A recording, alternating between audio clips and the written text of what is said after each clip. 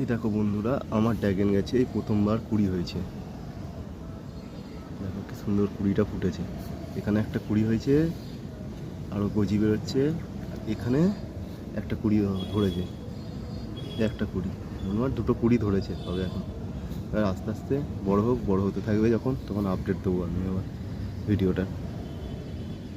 এই দেখো, এটা হচ্ছে আমার ড্রাগন গাছ, একটা কুড়ি হয়েছে। এবার এখানে এই পুরো গাছটা গাছটা বড়, এত বড় হয়েছে, কিন্তু কুড়ি হয়েছে এমন জায়গায়, নিচে ওই ডগে ডগে একটা কুড়ি,